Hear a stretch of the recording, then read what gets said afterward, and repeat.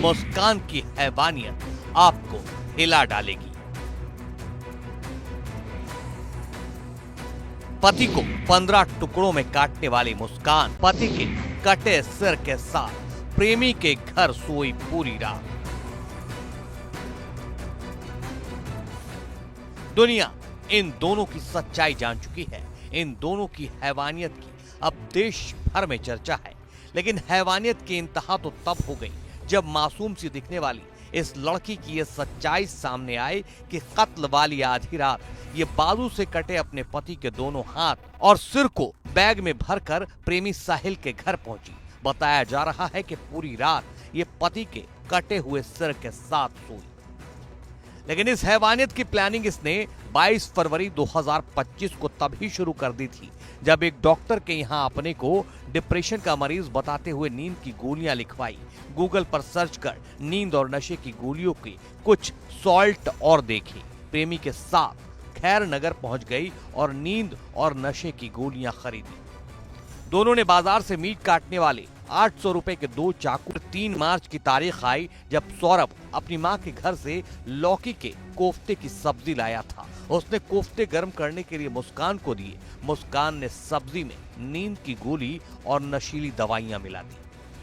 सौरभ के सोने और बेहोश होने के बाद मुस्कान ने अपने प्रेमी साहिल को कॉल करके घर बुला लिया। साहिल घर पहुंचा और दोनों ने मिलकर चाकू से ताबड़तोड़ वार कर सौरभ की हत्या कर दी। शव को बाथरूम में ले जाकर उस्तरे से पहले उसकी गर्दन काटी। इसके बाद पैर और कलाइयों से हाथ काटे। दोनों की प्लानिंग लाश के टुकड़े टुकड़े कर पॉली बैग में भरकर अलग अलग जगह फेंकने की थी। दोनों ने सौरभ के धड़ को पॉली बैग में भरकर वहीं डबल बेड के बॉक्स में रख दिया। कटा हुआ सिर और कलाइयों से कटे हाथ साहिल दूसरे बैग में रखकर अपने घर ले गया। 4 मार्च को उन्हें अपने घर में कमरे में रखा मगर ठिकाने नहीं लगा सका। 24 घंटे तक सौरभ का सिर और हाथ साहिल के घर पर रखे रहे। 5 मार्च को उन्होंने घंटा घर से ड्रम खरीदा और पॉली बैग के रखे धड़ को उसमें डाल दिया। कुछ देर बाद साहिल सिर और हाथ ले आया और उन्हें भी ड्रम में डाल दिए। ऊपर से सीमेंट और डस्ट का घोल कर उसमें भरकर उसे सील कर दिया। पुलिस के मुताबिक शव सीमेंट में इस कदर धंसा हुआ था कि पोस्टमार्टम के लिए पूरे ड्रम को ही मॉर्चरी भेजना पड़ा। पुलिस ने ड्रम तोड़कर शव निकाला जिसमें सिर, दोनों हाथ और पैर के पंजे अलग अलग मिले। फिर मैंने इनका रास्ता उधर से करवा दिया। किस तरीके से आता था? ये पहले तो यहाँ से आता था, फिर मैंने यहाँ से ताला लगाना शुरू कर दिया रात में कि रात में मेरा दरवाजा 1:30-2 बजे तक खुला रहता। फिर वो इधर जाने लगा। फिर मैंने मकान मालिक से ऑब्जेक्शन करा कि मैंने कहा मेरे घर में। ये सीसीटीवी फुटेज 19 मार्च का है जब मुस्कान को पुलिस मौकाए वारदात पर लाई थी। इस सीसीटीवी फुटेज में पीले तौलिए से खुद को ढके हुए मुस्कान है। आगे आगे मुस्कान और पीछे पीछे पुलिस चल रही है। अब तक इस मामले में एक एक कर कई खुलासे हो चुके हैं और अब इस मामले में नया खुलासा हुआ है। ये खुलासा किया है मुस्कान के पड़ोस में रहने वाली कुसुम ने, जिसने बताया कि मुस्कान और सौरभ जिस कमरे में रहते थे उसका पीछे का दरवाजा जिस घर के आंगन में खुलता है वो कुसुम का है। और इस मामले में कुसुम ने कई खुलासे किए हैं। कुसुम कहती है कि मुस्कान का बिहेवियर अच्छा था लेकिन वो लड़का यानी साहिल तो कुसुम को खराब लगा। साहिल अलग अलग रास्तों से आने लगा और वो रात को 2 बजे 3 बजे आने लगा। दीवार कूद कर भी आता था।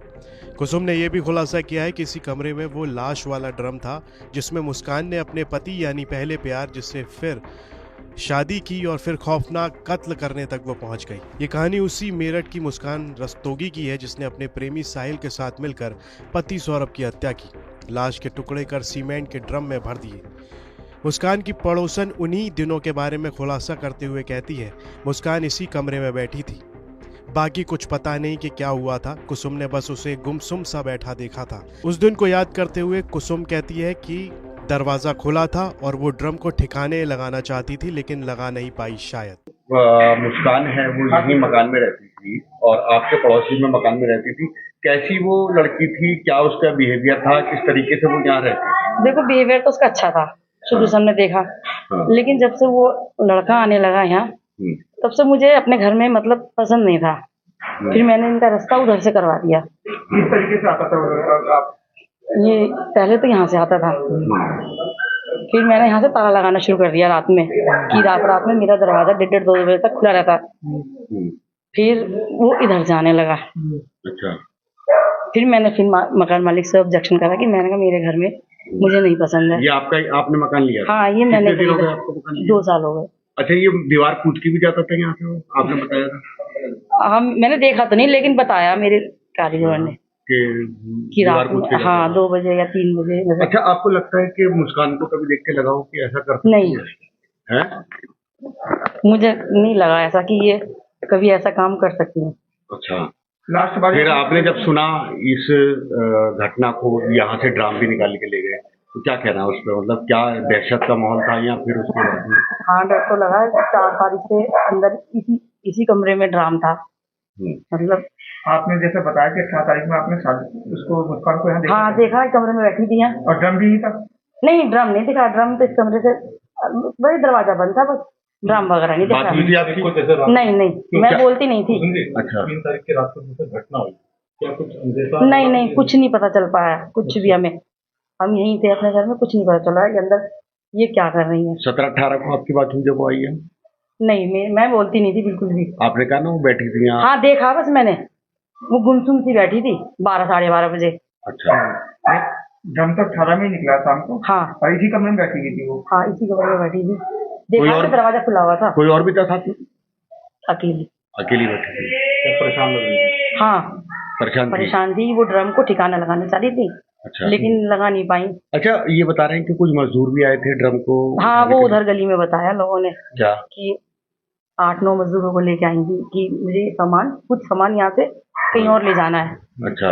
लेकिन मजदूर ने ना, इतना भारी ड्रम था जो उधर से निकल नहीं पाया, तो वो चले गए सारे मजदूर। सारे चले गए? हाँ। कितने लोग आए थे वो? कम से कम 7-8 लोग बता रहे हैं। अच्छा, आपने भी देखा? नहीं, मैंने नहीं देखा। फिर मैं तो उधर गली में बताया ना लोगों ने। तो वहीं सौरभ के भाई बबलू ने भी हाल ही में खुलासा किया था कि मुस्कान का पहले भी किसी के साथ भागने का इतिहास रहा है। वो हीरोइन बनने के सपने देखते हुए घर छोड़ चुकी थी। सौरभ ने इसके बाद तलाक की अर्जी भी दी थी, लेकिन वो पूरी नहीं हो सकी। बबलू का कहना है कि सौरभ 3 मार्च को घर से खाना लेकर गया था। मुस्कान के घर में तो खाने पीने की भी दिक्कत थी। उसके पिता पहले सर्राफ के यहाँ नौकरी करते थे। बबलू ने बताया कि उसको साहिल के बारे में कुछ भी नहीं पता था। बबलू ने साफ कहा था कि सत्या के पीछे पैसों की लूट भी एक बड़ा कारण हो सकती है। जैसे जैसे दिन बीत रहे हैं, इस मामले में एक के बाद एक कई खुलासे हो रहे हैं। अब आने वाले दिनों में कौन सा नया खुलासा होता है, ये तो आने वाला वक्त ही बताएगा। मेरठ से उस्मान चौधरी की रिपोर्ट, यूपी तक।